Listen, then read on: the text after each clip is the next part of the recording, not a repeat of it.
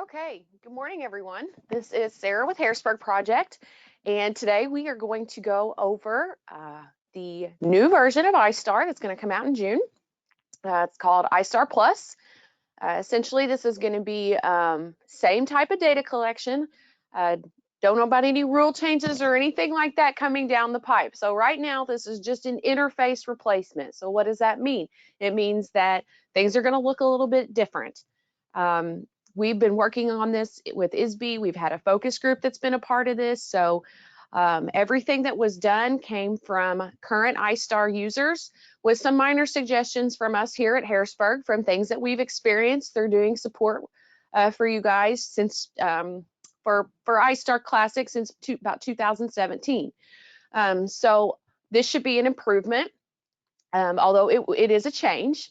And we know that that's sometimes, not always welcome, but, despite it being, if we can get past that part of it, I think that a lot of you are going to like some of the new additions to the system. The overall layout is much different than the current version, but the data collection's not changing.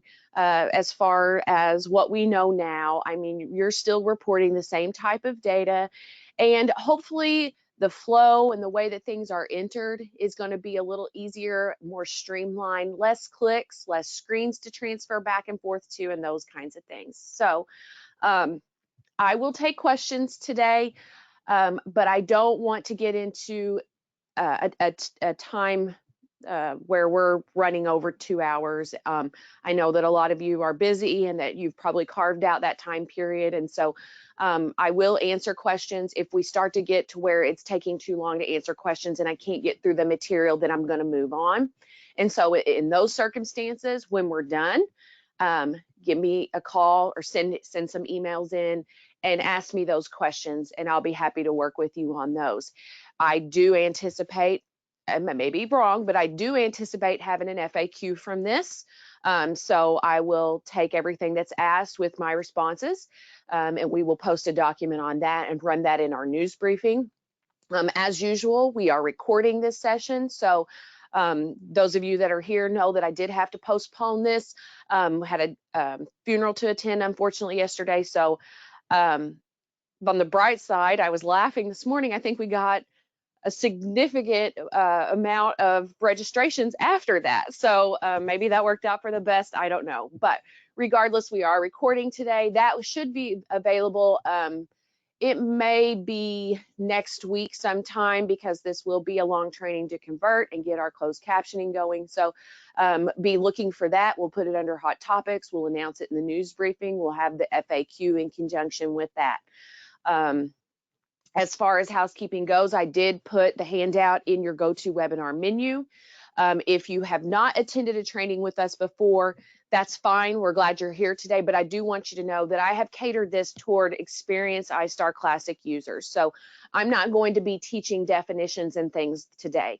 I think that, really I wanted to offer something now that shows you, if you've already been using iStar, what you're going to be doing in the future. And so this is not, I'm not going to go through fund codes and definitions of those, and I'm not going to talk about disabilities and percent time in and out or all those things. So just a heads up on that. Now, I will have an experienced new user that will be coming that we will add later in the summer. So that is already on the actual schedule. So, but today is primarily for people who are already using iStar Classic.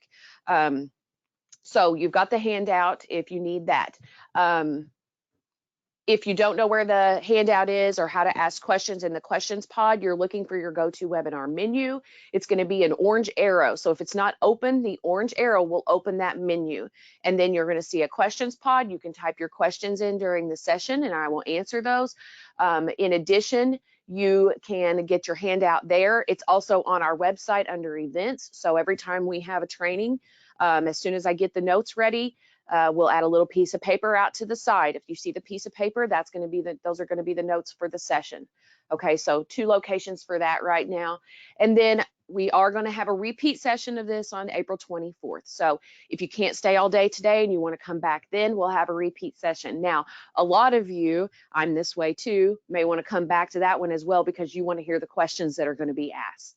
And so, although we don't want to get overwhelmed with questions today, those always make the session better. So if you're wondering something, please ask, okay?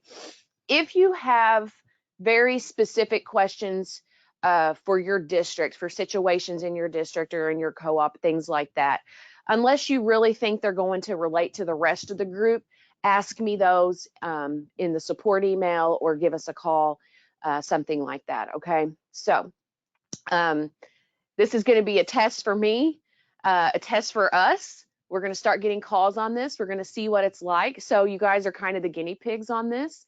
And I can say today, this is my first rodeo with iStar Plus and a training. So bear with me, but please do ask your questions. And if you see me glancing over this way, that's what I'm looking for. So I'm looking for questions. Okay.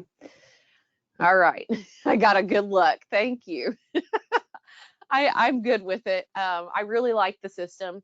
If I've talked to you about it before, and I know I have with some of you, I think it's cool.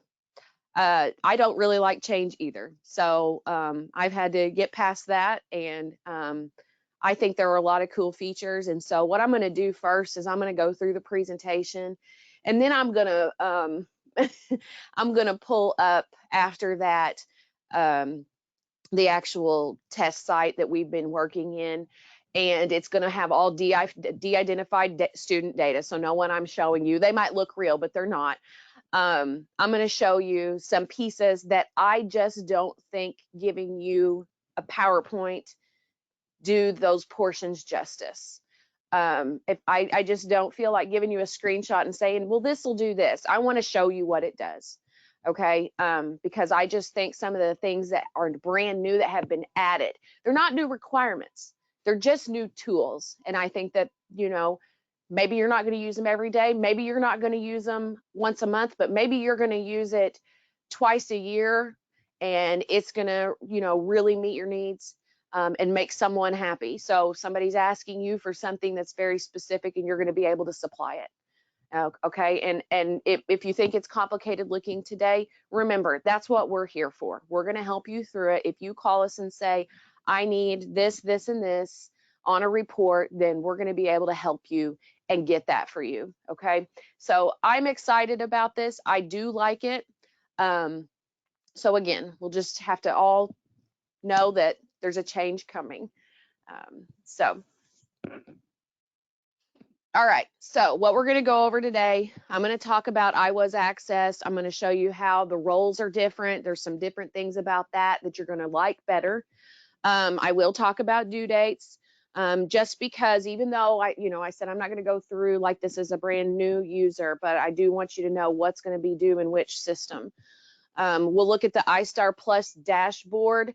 This is not set in stone even still of the way it's going to what the data it's going to display, but I think you're going to like what's there. But if you think that something would work or you need something there, let us know. We've asked for suggestions for this several times, and we've not heard anything different than what we're showing, but it's basically a replacement for what we call the landing page or the home page when you log into iStar. It's really cool.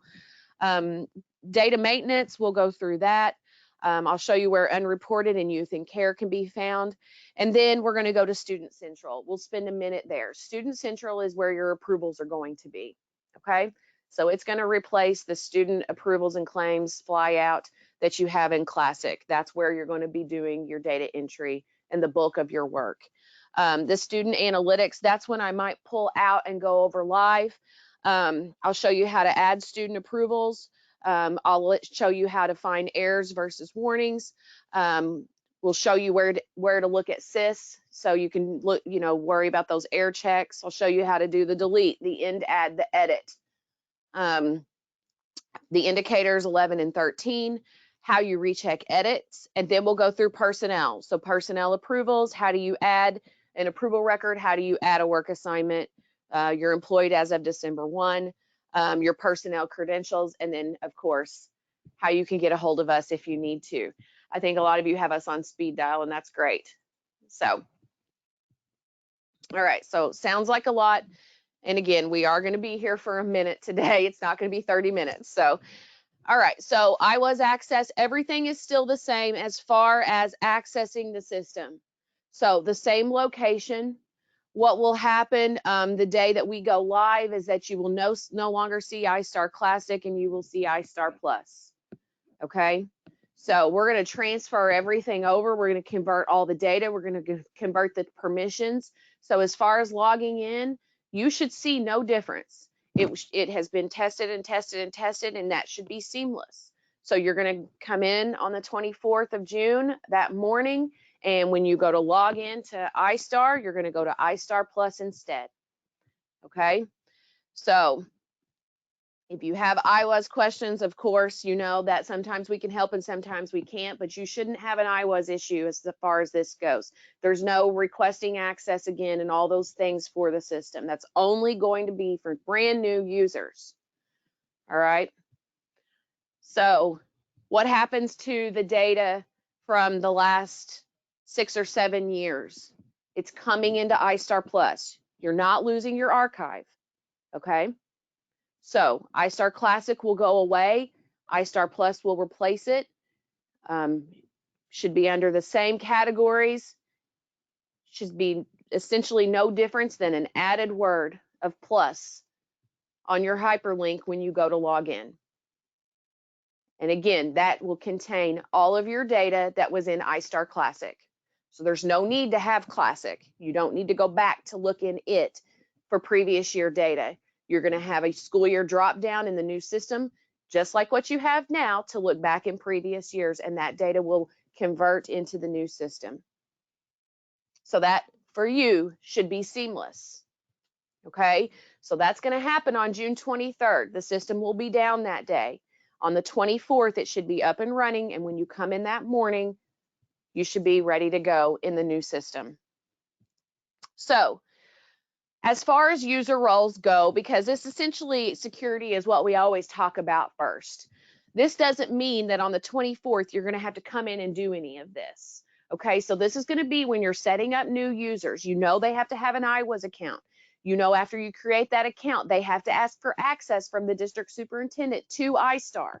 Once they have that, then you come into iStar Plus and you're going to set roles. Again, this will transfer for everyone else, but if you have new users in iStar Plus, this is what we're going to look at now. It's going to be a little bit different. In Classic, if you have a new user, they have to request access. They have to tell you what they want. That's not how this is going to work. They don't have to request and tell you, and then you have to find somebody or yourself will go in and approve that. If you're a district security administrator, you're going to come in and you're going to say, I want to give Sally these roles in iStar Plus, and you will do just that. Okay, so that back and forth has been a problem over the years. We're aware of it. We will have people call in. They think they've done what they need to do. No one ever approves their request. So we come in, we say, okay, well, this person or this person or this person is able to approve the request in iStar, and you need to go find them, and this is what they need to do, and then we send instructions to them. We're not going to do that anymore, okay? So less back and forth, less clicks, less confusion. That's what we're after with this system. So if you're looking to set user permissions in the system for a brand new user, you can search by their IWAS user ID. So this, in my instance, would be SNelly is my ID. So whatever you log in to IWAS as, that's your user ID. You can do it by district if you're wanting to look up multiple people. If you're a co-op, so you'd have multiple districts in the drop down that are part of your jurisdiction. You can do it by first name, last name, etc. Don't put all of these in. You're not going to probably get any results, because if you're like me, you probably spelled something wrong. So those all would have to match perfectly to search by everything. So if you have the user ID, then odds are you're going to find that person. Now, get used to this magnifying glass. It universally means search. Okay, so again, change, but these are the icons you're going to see repeatedly. And so the magnifying glass is going to be your search. So you're going to click on that after you search for the person that you're trying to add to the system. And then after that, you're going to get a grid type screen. So here's the user that I wanted to add. Okay. And then we're going to start adding roles for them. So you're going to say, I want this person to have full access to student approvals. I want them to have full access to student claims. Maybe you want them to have read only to personnel. Maybe you want them to be a district security administrator as well. You decide what you want them to see. It's no different than what we were doing before. All the roles are still the same. We haven't added new modules to give them access to, okay? So all of that is the same. It's just a different way, a different approach, okay? So the question I have is there a limit to how many users per district?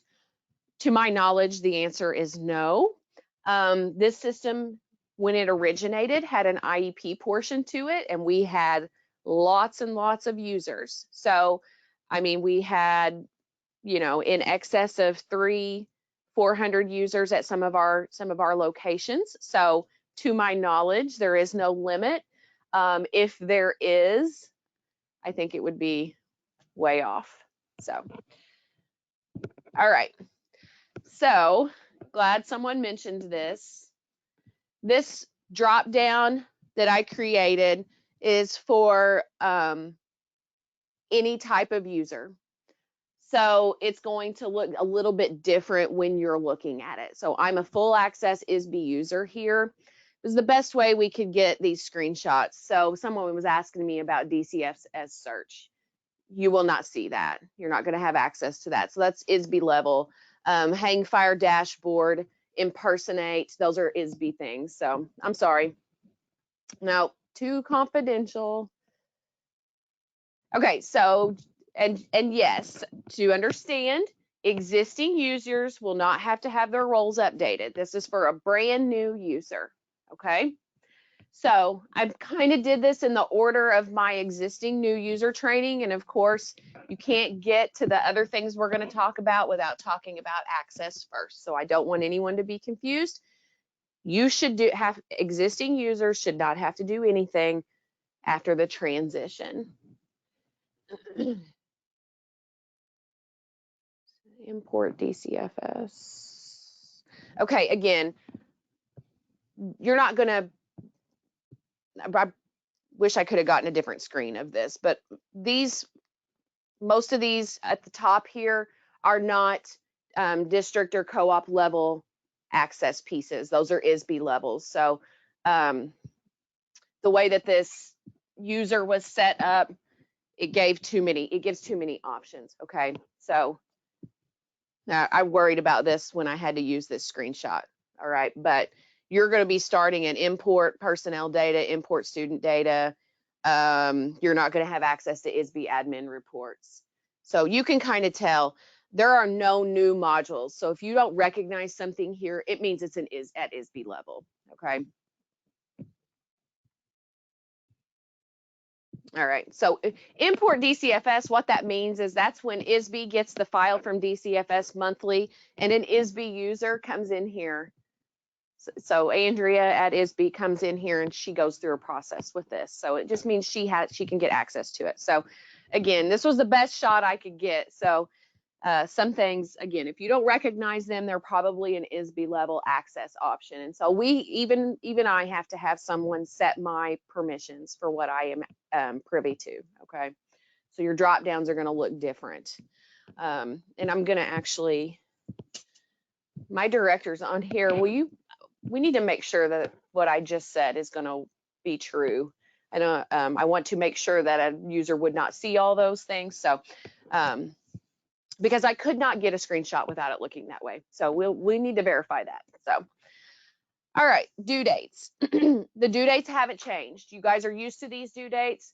You know, we may change them by a day or so because of a weekend from year to year. So all the due dates we've been talking about all year long still exist, but some of them will be due in iStar Classic and some of them will be due in iStar Plus because June 24th, we're going to convert. So we are emailing about the next due date right now. We sent emails yesterday. We're going to do that Monday, Wednesday, and Friday. So we sent it Monday. We'll send them probably again today, I believe is what they said, and Friday. Of course, as we approach May 1, those will become more frequent. So that's going to be received in iStar Classic. The next due date will be our Fund D, E, and F claims. That's on June 16th this year because the 15th is on a Sunday. So June 16th, Fund D, E, and F orphanage claims will be due in iStar Classic. Now, we still have our correction periods. Again, nothing has changed about the due date structure. So the correction period runs through July 31st for those claims. But this just means that you will not be adding any regular term orphanage records in iStar Plus this year. So you're not going to be able to add any orphanage records that are regular term after this date. Okay? So only iStar Classic will accept that. Then we were waiting for this to happen so we could convert. Let's face it, there's not a good time to do this. There just isn't. We have grappled, I just talked till we're blue in the face about when's the best time. And there's just no doubt about it, there's not a good time. So if we say, well, in the fall is good for us, well, it may not be good for you. Y'all are starting school. You know, you've got all kinds of things going on. Parent teacher, you know, back to school, fairs, all these things. It's not good for our clients, even though we're a little slow at that time of year. We don't have any due dates. Okay. So anyway, never a good time. So here we go. Now, what we'll do after that is you do have approval corrections on orphanage, and that's when we're going to start in iStar Plus. Okay. So you're not adding any records. I have someone that's leaving in September to retire, and she says September will be perfect for her. I wish, I'm sorry. Okay, so corrections will be in iStar Plus as far as the approvals go that are due June 30th. And then we're going to go on through July 31st for the claims corrections for orphanage. As far as June 30th for your interpreter data, that's going to be due in iStar Plus, and then we're going all through. I'm not going to read all of this to you guys, but your July 15th stuff is due in Plus. All your 31st stuff is due in Plus. What's the addition this year? I know this is, you guys probably already know about this, but the only big change that is not an iStar Plus change, it's just a policy change, is that we're going to accept Fund Code S with Fund Code B. But the dates are going to all be the same. August 15th is the due date, so no adds of B and S after August 15th. September 15th is the due date for the approval corrections, and September 30th is the due date for claims corrections. Exit data, mass change, we're looking all the way into October. That's going to be in iStar Plus, and if we even wanted to go further, in November, we will have summer term orphanage claims in iStar Plus. So it's pretty straightforward, but this kind of lays it out for you. What are we doing as far as due dates in Classic versus Plus? So really, we've only got 2 left in Classic. Okay. Now remember, I know I've said it, your data converts. So if you are done with all of this on June 1st, you're good. Okay. You shouldn't have to worry about going back into Plus and changing things. Everything should convert. All right. All right. As far as logging into iStar, when you go to system listing, you click on iStar Plus, this is what you will see. It's the dashboard. So at the top, it'll tell you this data is for the current school year, of course, is what we'll default to. You can change that and look at these graphs in different school years on the dashboard if you want to. You can also switch the district if you're a cooperative. So you can look at different districts if you just want a quick glance. Okay, so these are your EE code percentages. This is really helpful when you are evaluating your looking at your LEA determinations. If you have questions, concerns, if you're out of compliance or close on indicators 5 and 6, this can help. Okay, so that's a good one. This merged counter data, this is your child count over the years. All right. And then they have a fun code percentages. So this is what the new dashboard looks like. You're going to have options up here at the top and all those goodies, but this is what you will see when you log in on the large portion of the screen.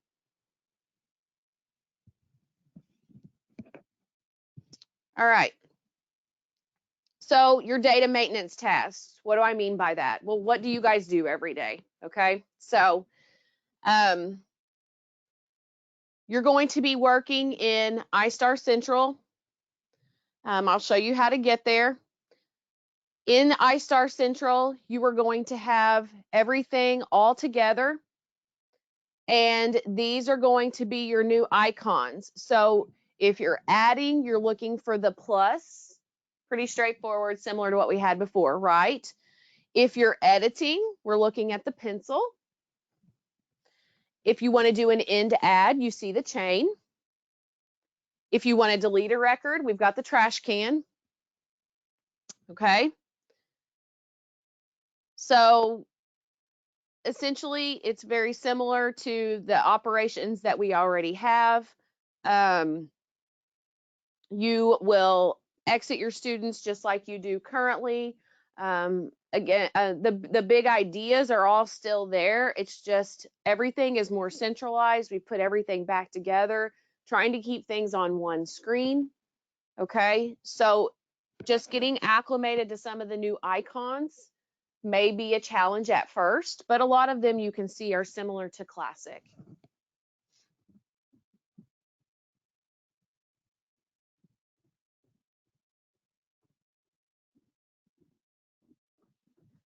Okay, I'm just showing you your maintenance tasks and your icons right now. We're gonna look at how you get to Student Central.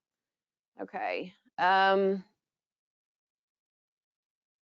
We can do. Let me write down. So we need a PowerPoint with larger print. So I can do that.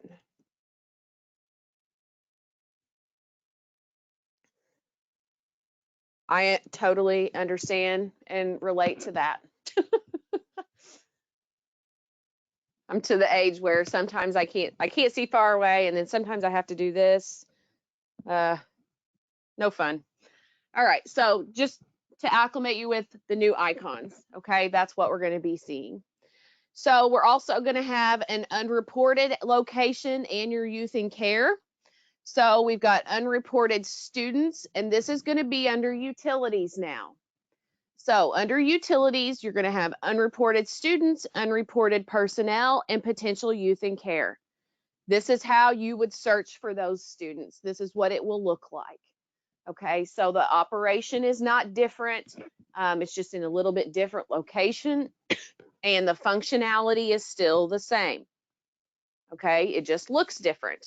So your displays look different. All right, so that's going to be under utilities.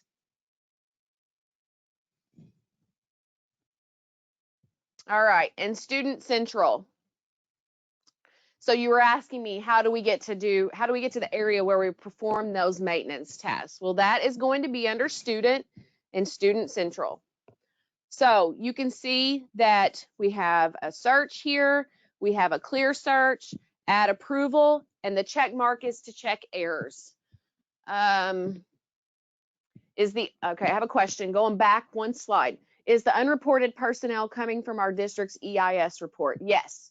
If they have personnel uploaded in EIS that are coded with a special ed position code, then they show up there if you have not put them in iStar yet. Okay. So sometimes what happens is that's a mistake and they just have them coded wrong, or sometimes you do need to add them. Okay, so you're going to see you don't have as many search options to pull students up. That's where we're going to come in with analytics later. If you need a more detailed way to pull kids up and search for kids or a group of kids or something like that, then that's going to come in with student analytics. So it kind of replaces that. So for your check errors, this is just going to run your recheck edit. You still have to run the error report. I mean, you don't have to run the error report. You're going to be able to look on a per student basis if they have errors or not. But the idea still stands that we don't run a recheck automatically all the time. So data entry from different districts and from you can change the error checking. And so that's how you run the recheck edit. So it's just a check mark now, and it's for check errors. Okay. This does this for the student and the claim. And because if you're kind of peeking over here on the right-hand side, that's all back together now, one screen. We don't have multiple apps, or I'm sorry, multiple tabs. You're going to have a lot less clicks. You're going to go to one central location for your student data.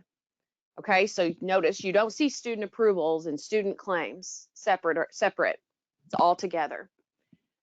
When you hover over the icon, it will show a description, yes. Okay, so I'm letting you get a good look at that before we hop in. So again, you know, a lot of times from our perspective, when we're searching for students, you're giving us a SysID. And I usually copy and paste whatever you say or email and put it right here and hit search, and I go find the kid. I'll show you the warnings and errors per record. You're still going to run an error report. Okay. So this updates your error report just like it did before.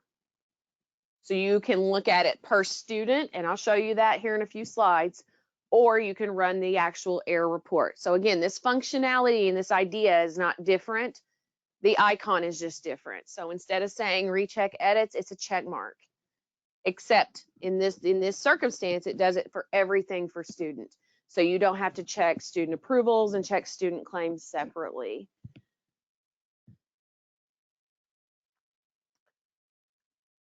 The question is, if I copy and paste the SysID here and hit my return or hit enter, will it automatically search? And I can't remember. I do know what you mean. Yes.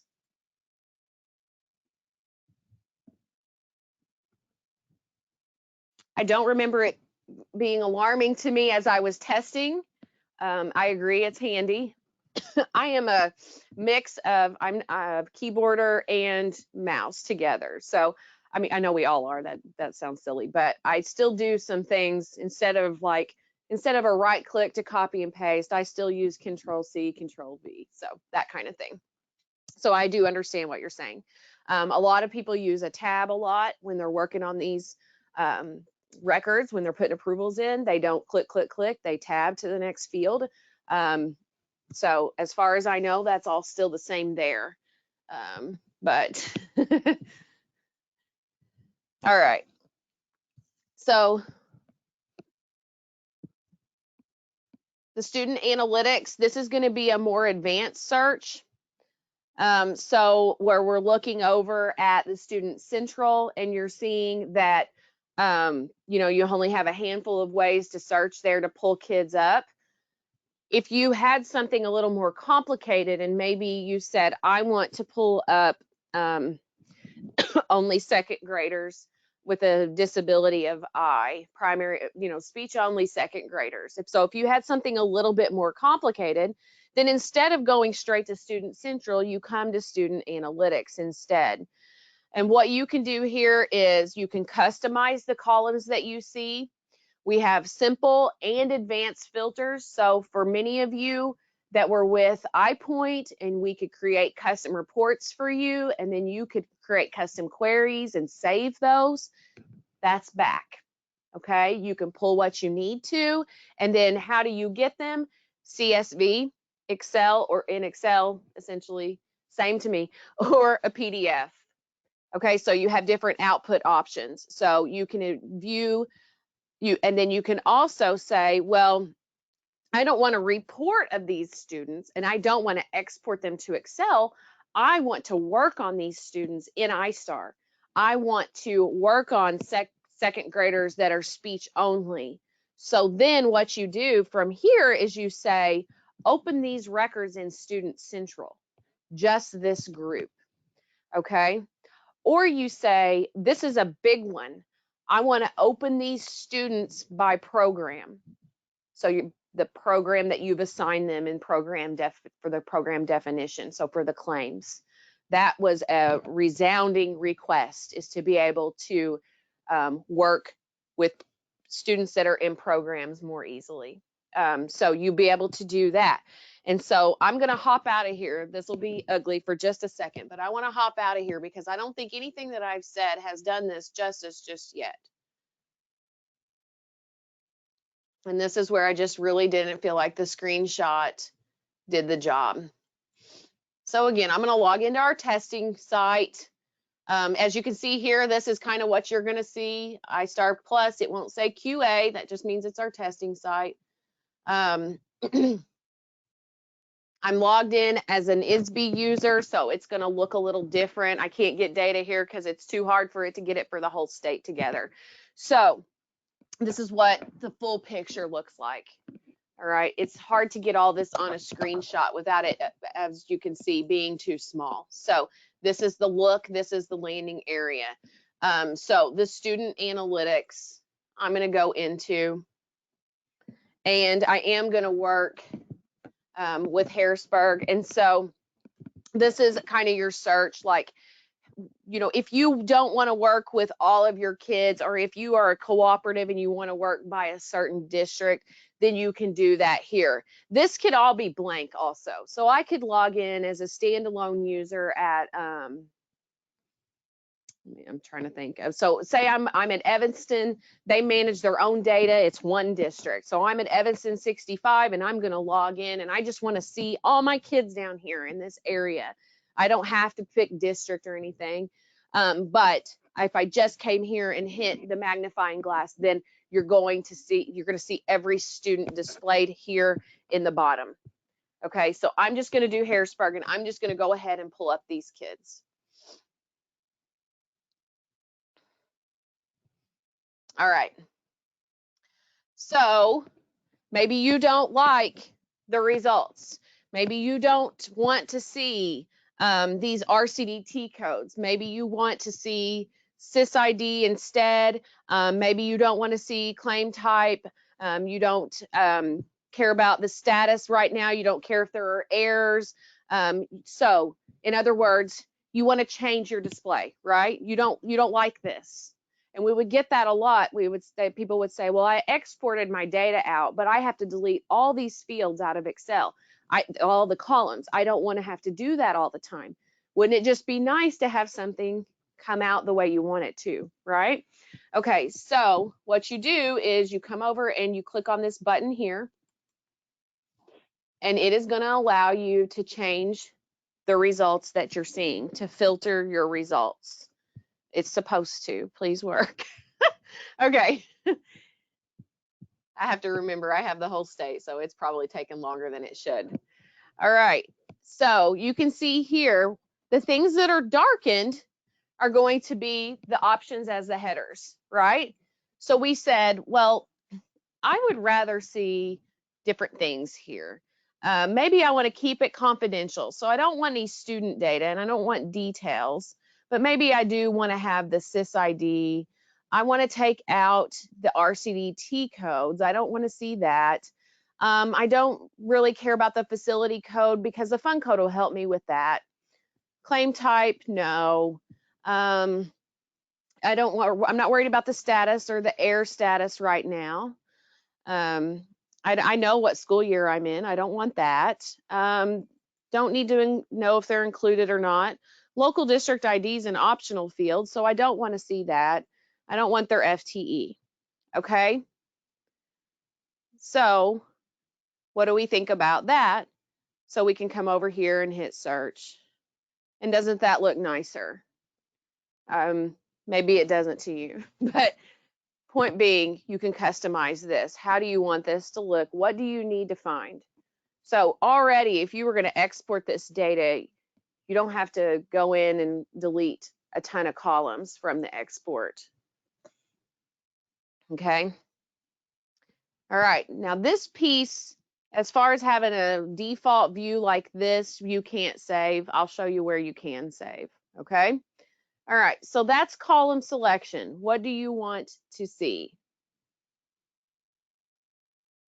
Actually, my goodness, I didn't know that would do that. I thought it was only on another area. So take that back, Lori. You can save those. So that will be your default.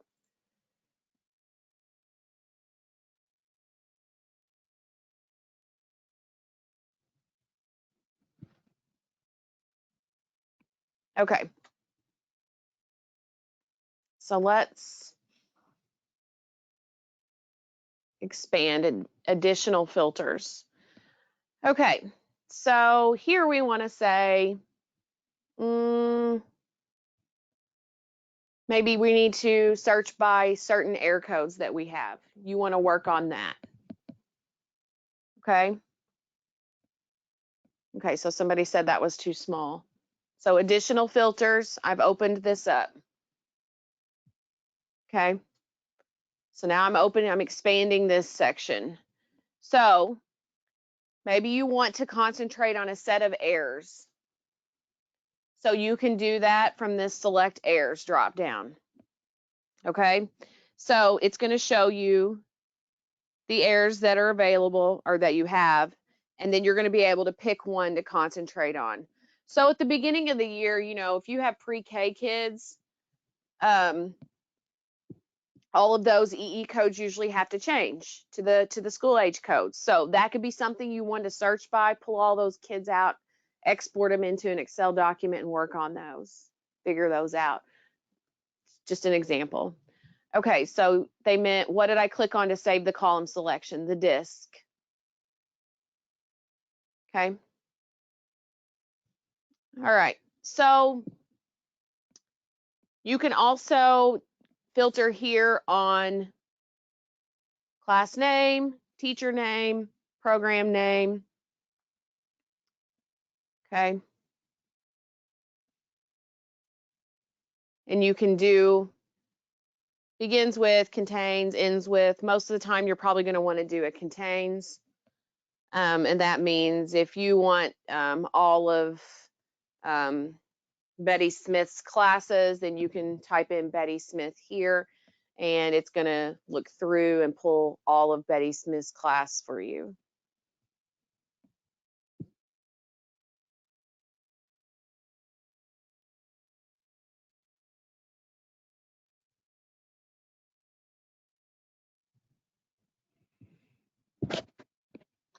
Okay.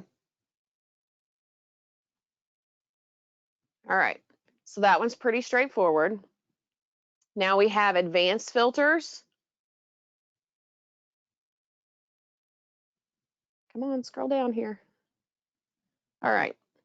So this would be the example I spoke about earlier. Maybe you want to have something more complicated. So maybe you need something that says, oh golly.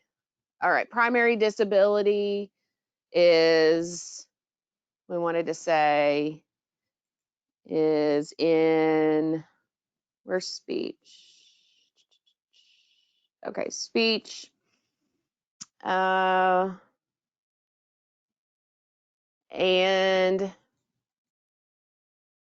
this is not working.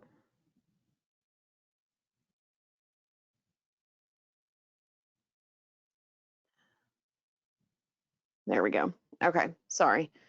And fun code is, let's see, A.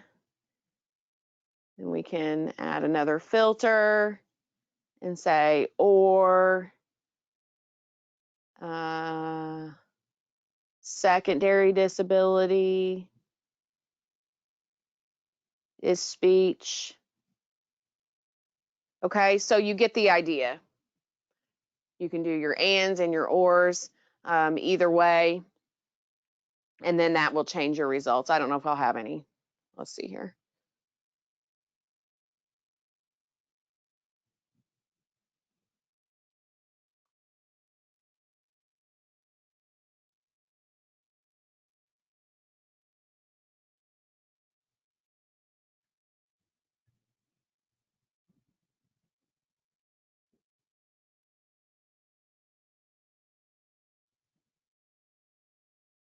Didn't seem like it actually worked to me, but of course it won't in front of y'all. Those should have been eyes for the disabilities, I thought. Wonder if something else got scrambled. Okay, well, you get the idea. So these are the advanced filters. So these additional are pretty straightforward, where you're going to have things you already have there to select from and say, I want these errors, or I want this class name, or that kind of thing. This is where you can build things, and then you can also save those. Okay, so what you would do is you could name this Fund A Speech Kids and hit the save, and then you wouldn't have to build this again. Okay.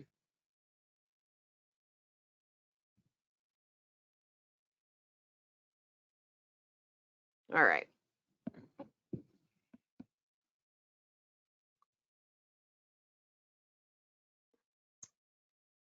All right, is the teacher name comparison the same as the class name? No.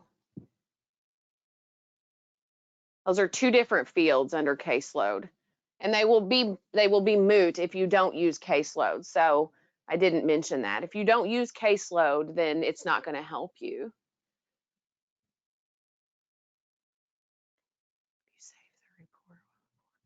Okay, so right now we haven't done anything but just kind of build results, right? So we've built results here by filtering our data. So we've used these filters, and these are the results. But you probably want to do more than see them here, right? All right, so what you're going to do here is look over here at your output options. So here are your download options.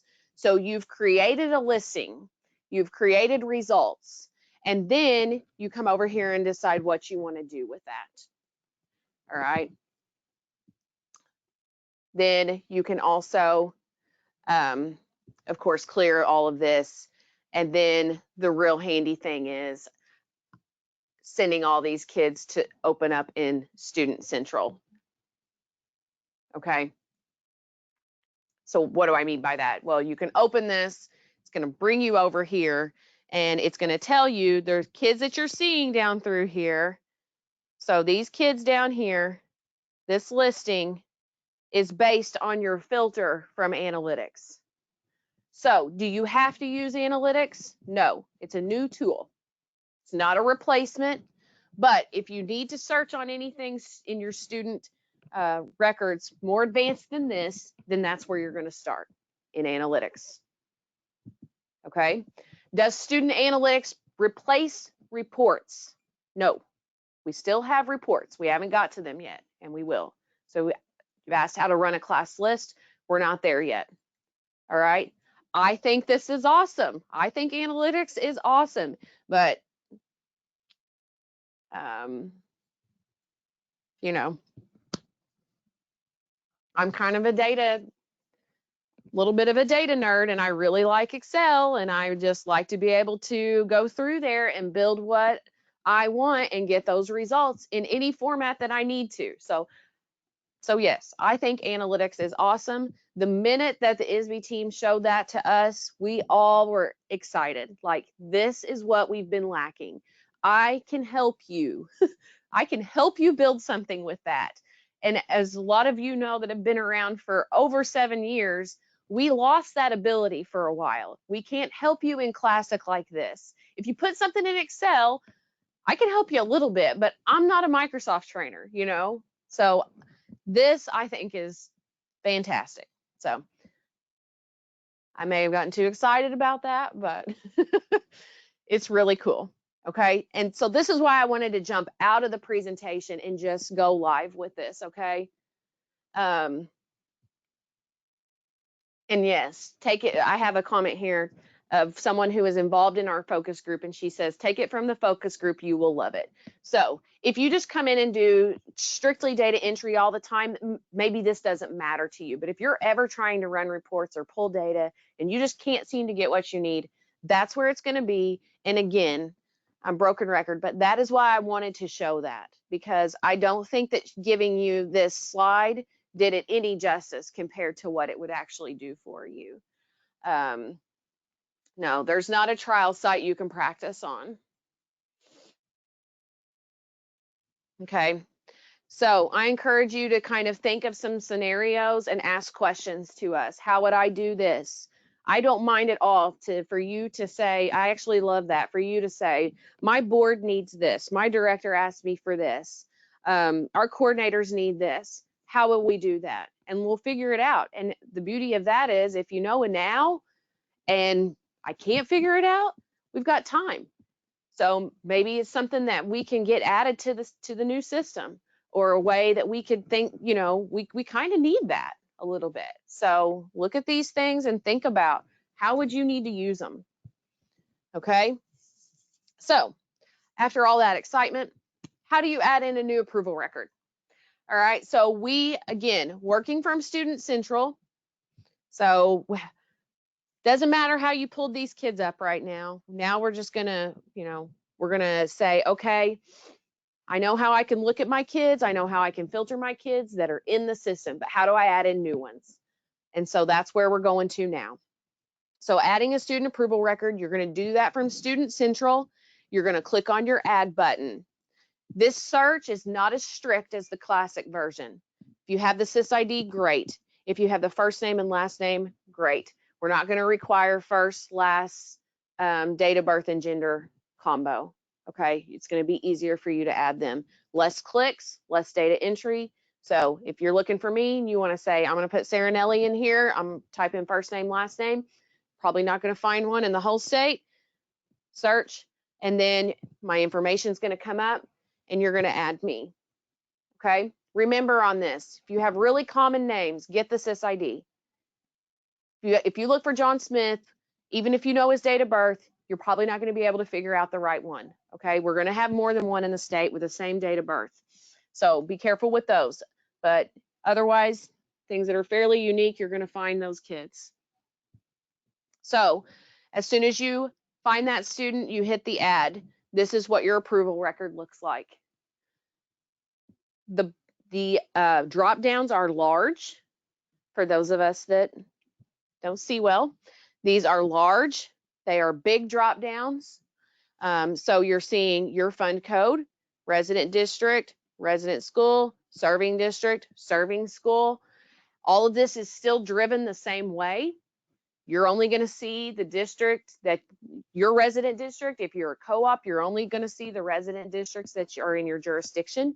Nothing about the logic here is changing. The rules are not changing. Okay. You will, yes, you will change all the information here for the approval in one section. Okay. The claim's not going to be down here at the bottom. It's going to be on a different fly. I don't know if you call it flyout, maybe. I don't know. I guess maybe pod is what you would call it. But it's all on the same page together.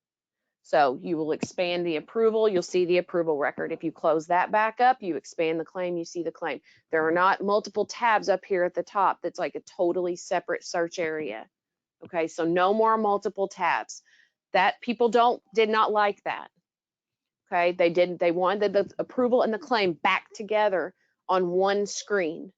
Okay, so primary and secondary disability related services. Again, none of this logic has changed. This is just, it's going to look different.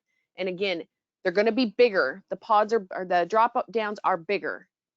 Okay, so hopefully that will help. There will be a little bit of a scroll. And you'll get to your ed environment, percent time inside the regular classroom, term, begin date, end date, exit code. And then you can click this and it will open up the caseload section for you to update it there too. Okay. All right. Come on now.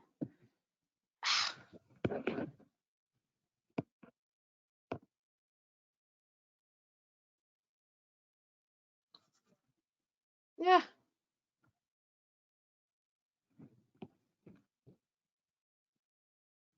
Sorry. Okay. Add student approval. All right. So at the bottom, your save is a check errors. So it's automatically going to do it. So you don't have to hit save and check errors and then hit save and then hit close or decide if you should cancel or whatever. Okay? Just hit save. It's going to run the error check and it's going to show you if you have any errors or warnings right here. It's not the only place. This is just like it is in Classic though. Per record on the approval record, it will show you if you've created errors or warnings in your entry process. So the save will do that. Okay? So that means if you have an existing record and you just need to look at the record, then you're going to come to the bottom and hit close. If you hit save, it's not a big deal, but you can also just come in and hit close. So there's no more cancel. You just want to close the record, right? You don't want to cancel. You just want to close it. Okay? Yes. Thankful for less clicks. Absolutely. That was, we had some really high points that weren't just from the field, but were even from us here working. You know, so many clicks. We don't need all these clicks. Let's put things closer together. What we found when we started this process from the focus group and what we at Harrisburg kind of already knew is that y'all want to see everything all at once. And so you don't want a caseload tab and a claims tab and an approvals tab and all of these things in that primary area where you work. You want to just be in that area and just go to town entering your data and not have to worry about all these different sections to go to. So that was the main goal. We had some big ideas and that was the biggest one. All right, so approved. So same idea with if you have warnings, most of you know, sometimes you need to take care of them, sometimes you can't, sometimes it's just a statement, it's a warning. Okay, so they're still going to allow for approved records if you have warnings. If you have errors, still starts with F, and they're not approved. So same idea here. You're going to see them again right there on the approval record when you hit save. When you're done looking at this, you can then hit close. All right. Okay. So where's your SIS data? How do you get to see that? All right, well, we're in Student Central this whole time. Okay, so if I lose you, ask me where we're at, okay? And I'll let you know. We're still in the Student Central screen. All right, and so at the top of that, you have your student level data that comes from SIS, right? So all that comes over. That's not data you had to fill in. What you see down below, I do want to mention because this is optional data that was on the profile in Classic. If you never went to the profile, that's okay, first of all, because that was all optional. Second of all, it's still optional. But I think that because it's more accessible and it's visible here, it created some questions along the way. Medicaid number, anticipated graduation rate, and graduation date and eligibility determination date are not required fields. You don't have to fill these in. But when you think about it, if you use those for some reason in the system, or if you always have, it's a one-to-one relationship.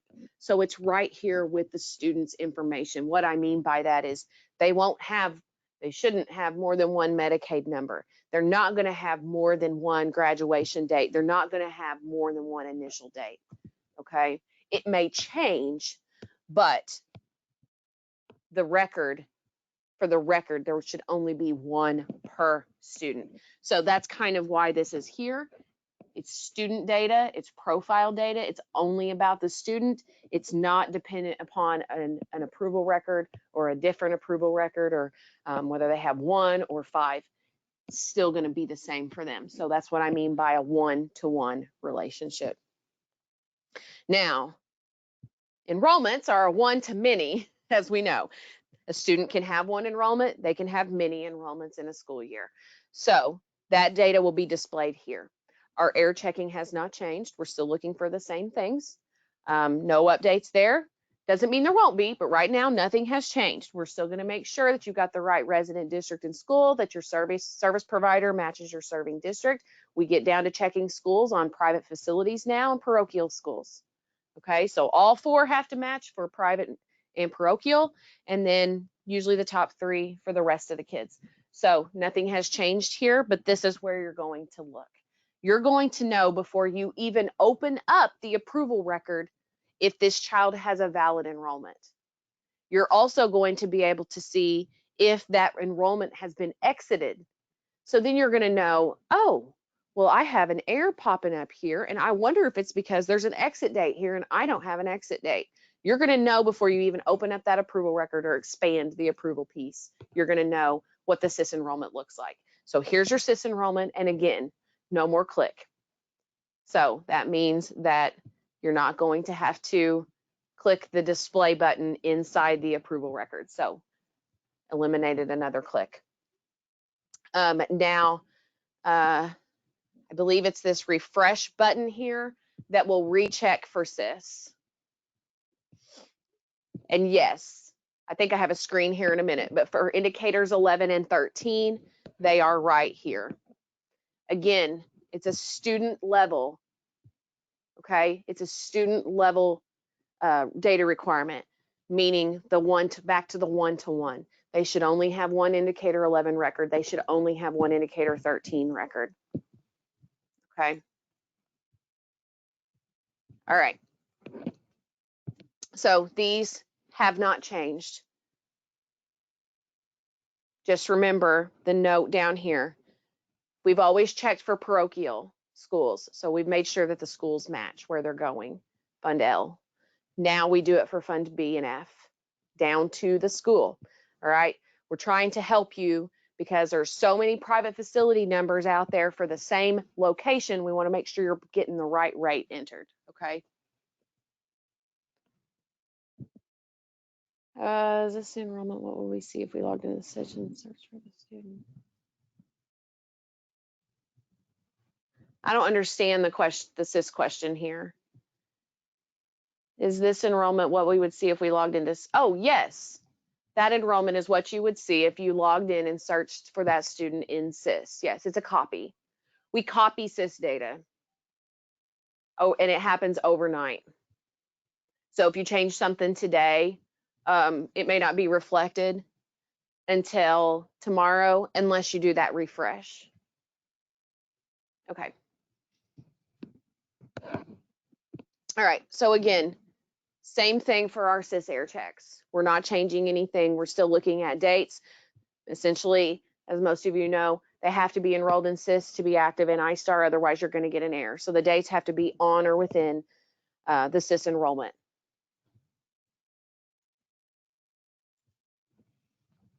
All right, boring. Okay, how do you delete, end, add, or edit a record? So again, remember, we're in Student Central still. We're still in that same location, and you're going to see under your student approval pod, you have the delete. Again, universally, the trash can is the delete.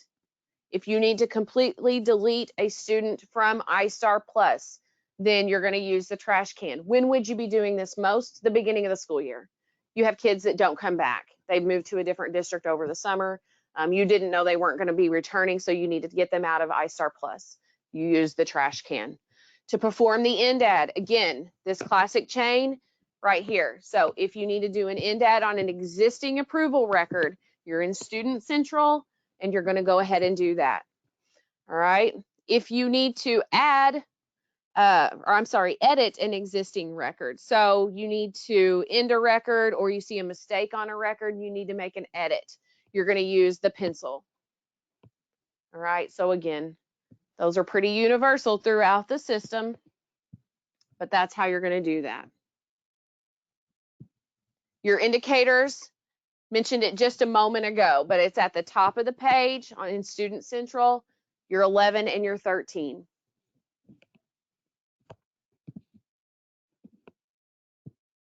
Okay.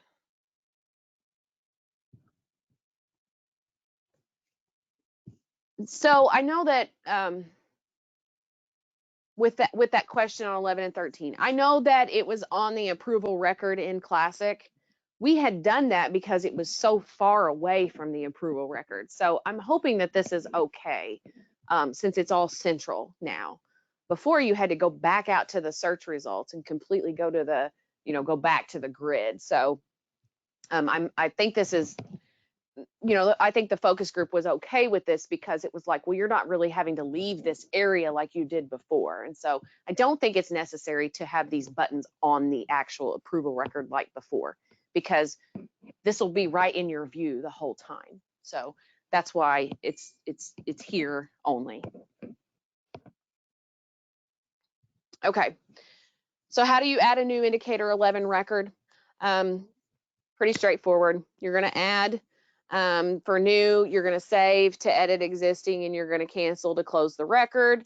Your parent consent, your determination date, your evaluating district. It will go ahead and calculate the number of school days based on your uploaded public calendar at the time.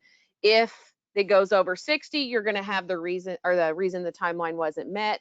If you have a student that you're adding in that you did not do the initial on, then to fulfill this, you're going to just do the reason not applicable here of the typically 02. Okay.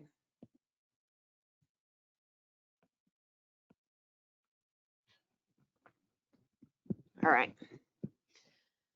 And for 13, I can't believe this really happened, but you guys are going to love this because now you have a checkbox that will mark yes for 1A through 7Q automatically.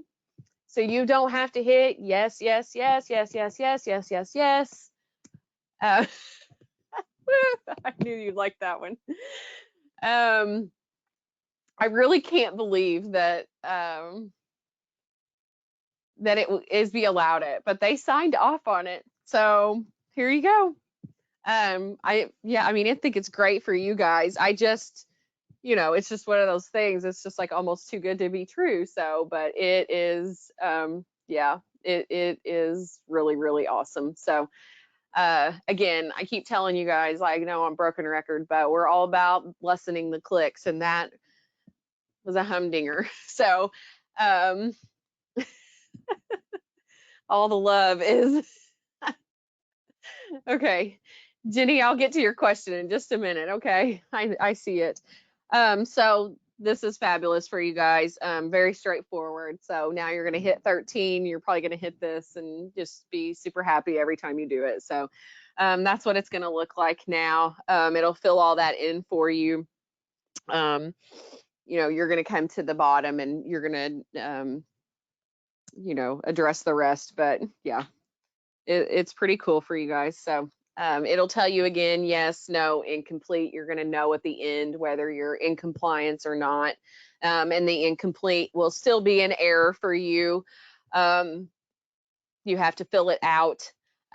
Yes, no errors, you're in compliance. If you have a no, you're going to get a warning in iStar Plus, just like before, and know that that plan is out of compliance, and let's get it in compliance by July 15th.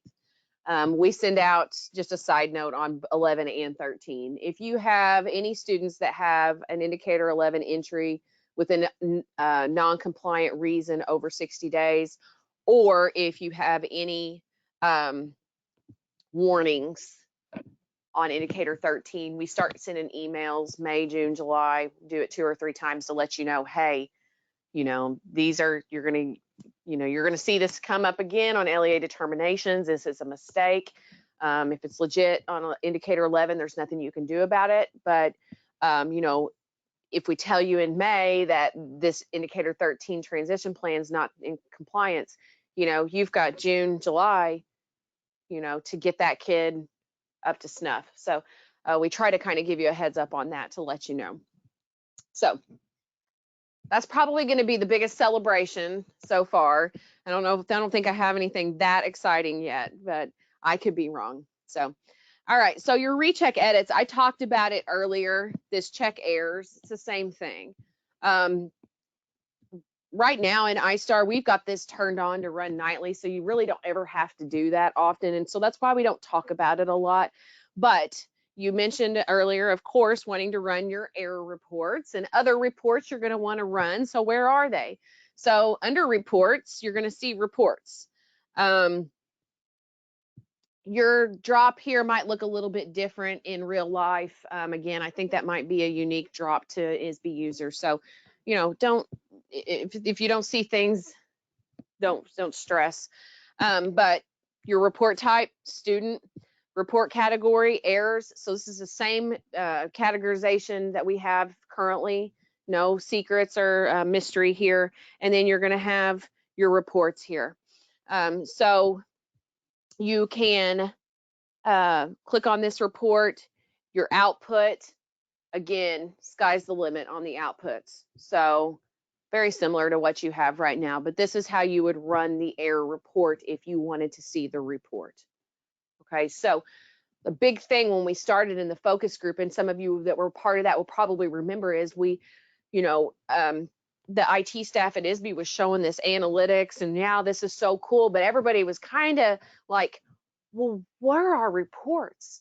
So analytics does not replace reports. Now, it will shorten the list, probably, but there are classic reports that we will never get rid of. So your error reports will remain. Your child count reports are going to remain. Your class lists are going to remain. Okay. And so somebody asked me earlier about running class lists. They will still be here. That'll still be your category. Caseload will still be here. Okay. So it's just very similar. All right. So these are just kind of a sneak of reports here. Jenny, the caseload screen. All right. Let me see if I can get back into my test server before we start personnel. I don't want to forget.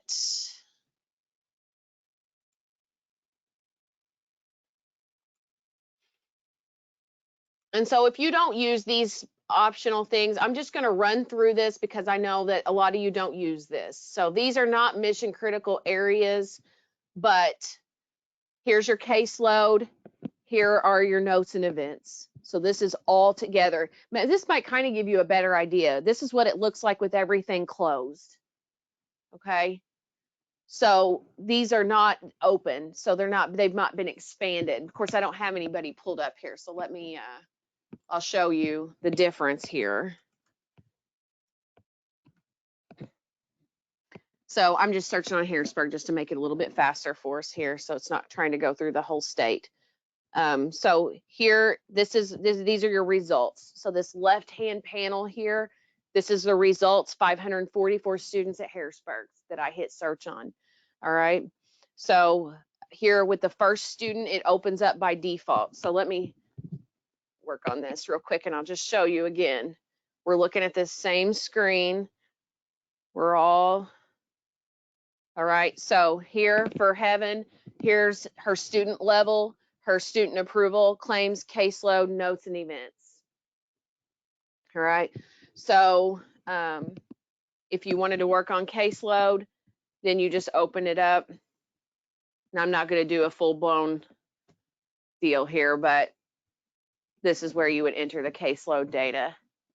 And then just real quick,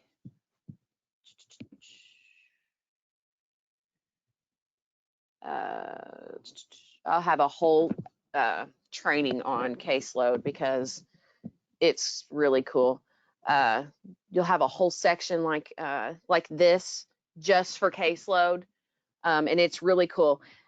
It took me a minute to learn it, but once I got it down, and I think it's just because I didn't have the time to dedicate at the same time. So, but anyway, yeah, it's going to be cool.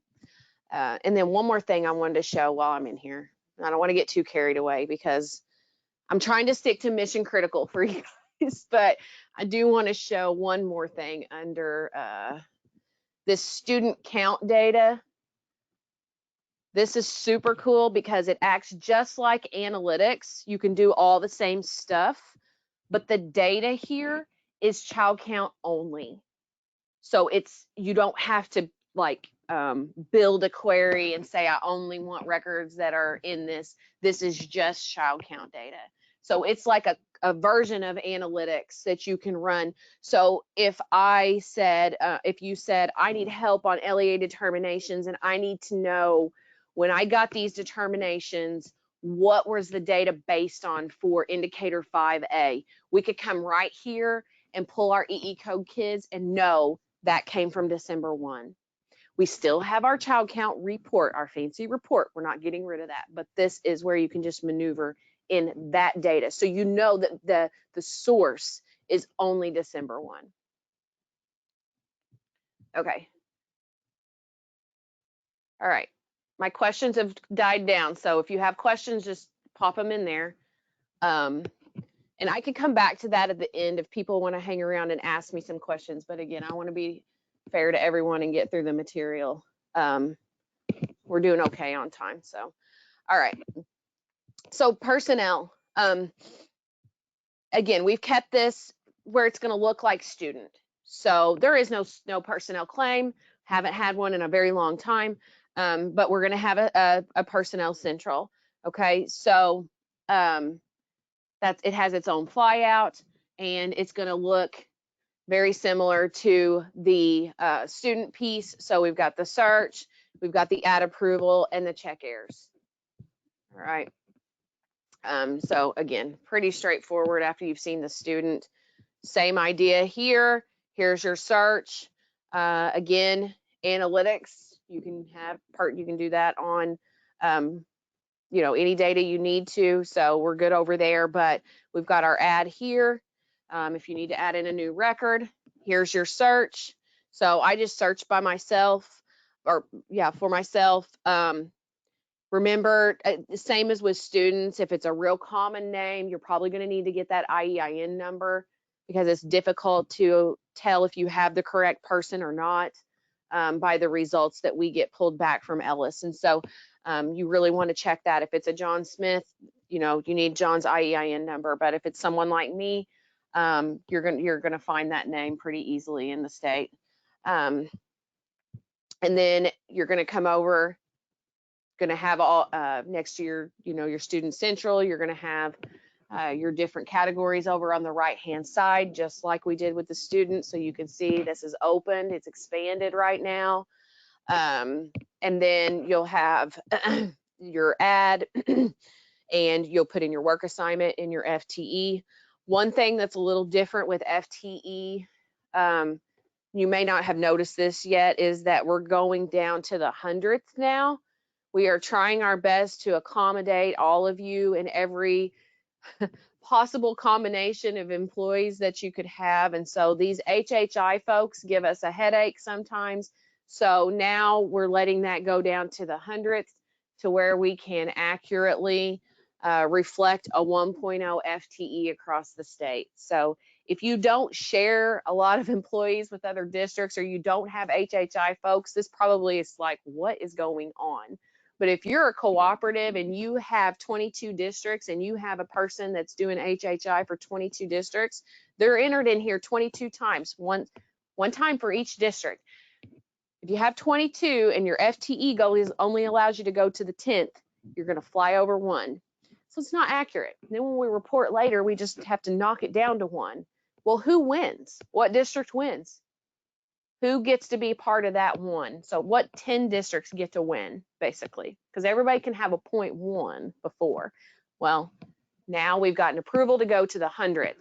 So I'm sorry if that makes no sense because it doesn't help you, but if you have a co-op and you have folks like that who are employed by every one of your districts, then this year we're going to be able to report that down to the 100th so that we make sure that that person is able to be reported for each and every district. Okay.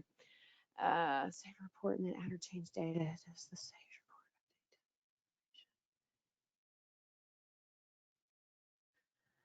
report?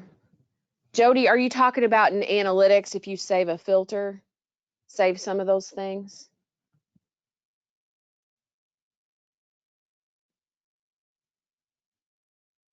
Okay, so yes. So if you're working in student analytics and you save one of those advanced filters, then when you come in and just hit search, if you come in fresh and just hit search, you're just going to see everything. Okay, so it's not going to trump your whole system. What you would do is then go back into that advanced filters and find your saved filter and then apply it. So by default, no, not every time you come in, it's not just going to be that. Some people may want that, but I don't think most people would. I think you would want more leniency, but then always be able to go back and use your saved filters for things.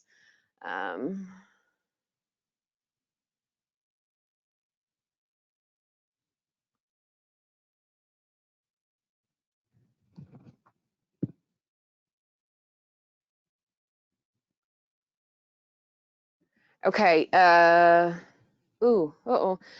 Transportation is not in iStar Plus. So that did not make the cut. We didn't really have we didn't know anybody was using transportation. So that's not going to be in the new system.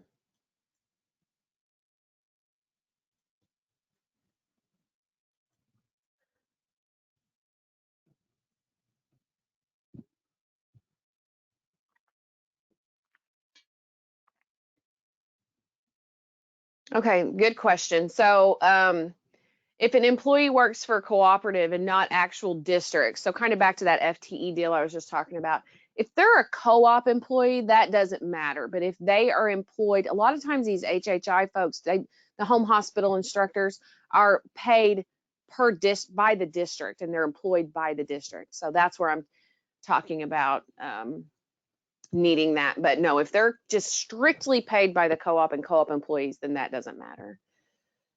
I'll show you. So what we'll do is we're going to finish this up, and then I'm going to show you what you asked me for. Okay, so somebody wants to see the program definition. So I want to get through this for everybody else for fairness, because those are not they're not required data elements.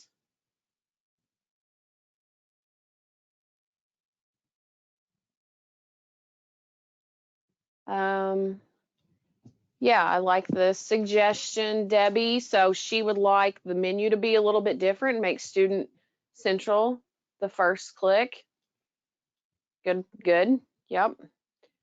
Yeah.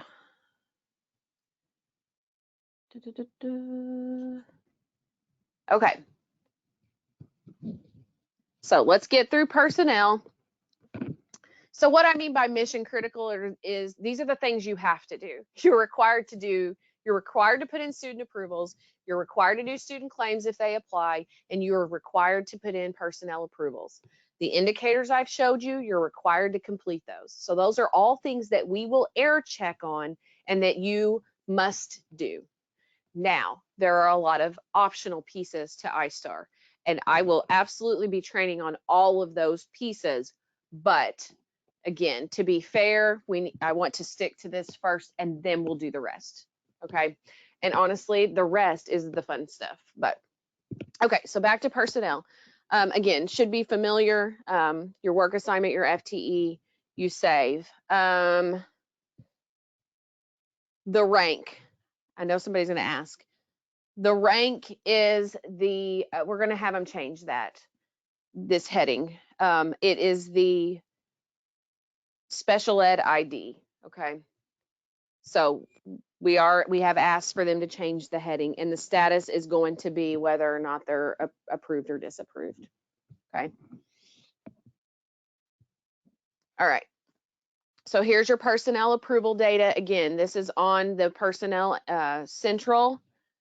As far as the employed on 12/1, you're going to have this in a separate area where you're going to have your district cooperative and whether or not they were employed as of 12/1 or not.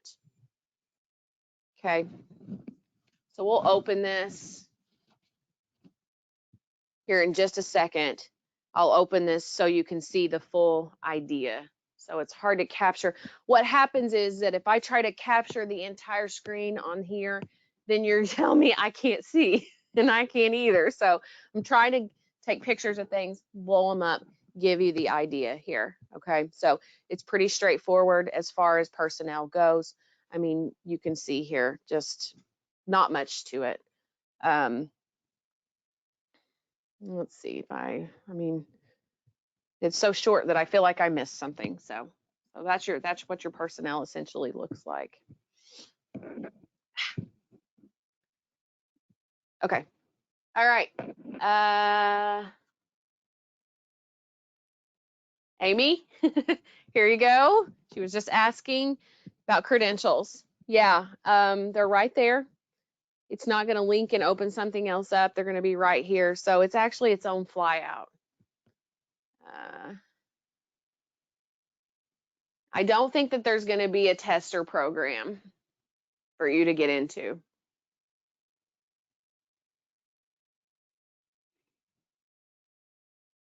Yes, all student personnel, all data that is entered into Classic, with the exception of the one piece that didn't make the cut, which was transportation. So transportation won't exist. Everything else, whether it's optional or mission critical data, will convert into iStar Plus from Classic. So your personnel will convert. So you guys just work till your heart's desire in Classic. There's no reason to wait or stop, or, you know, if you don't, some of our folks don't work in the summer, so they're gone when after school lets out. So that should all be taken care of, transfer into the new system. So certificate data, again, it's its own flyout. So still there. So what this does is it tells you what the person's Ellis account looks like. So what are their credentials? So if you come back and you put a teacher in and it says they're disapproved because they're not qualified, then you can click on this and see, well, why aren't they qualified? Okay. And there is a little trick where you click on the work assignment. So if it's LBS, you can click on LBS and it will show you a crosswalk of what we're expecting. So in other words, and that's in Classic now. So if you didn't know that, you can click on the work assignment that you pick, that you choose. So if it's LBS or speech or social work, SW or whatever, you click on the letters there, the abbreviation, and it will bring up a crosswalk and it will tell you, in order to use this work assignment, we're looking for this or this. And sometimes it's a long listing, sometimes it's short. For paras, we're not looking for much, but for teachers, of course, we're looking for different things. And so you may go down through there and say, oh, they have this, but they should have had this endorsement and they don't have it. And that's why they're not qualified. Or maybe you can get right here and say, well, it's expired. This one isn't, but maybe it's expired. Okay.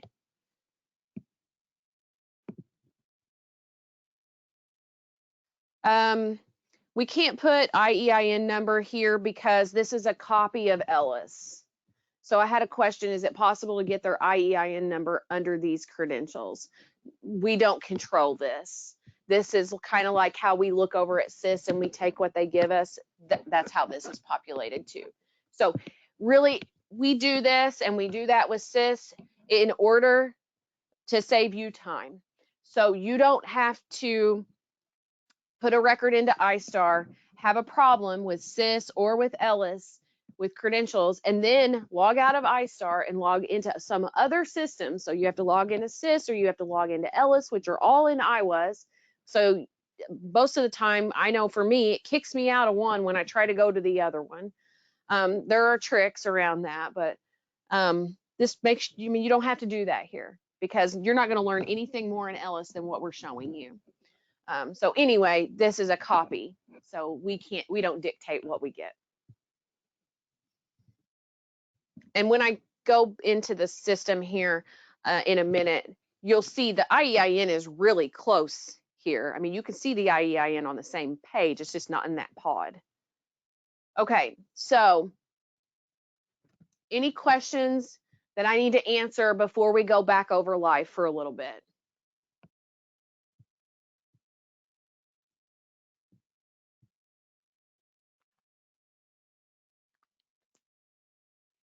I really want to make sure that if you need to get going and you can't stay for the live part, that I've helped you on, the mission critical pieces. And so I'm going to give you a minute to type in any questions for that.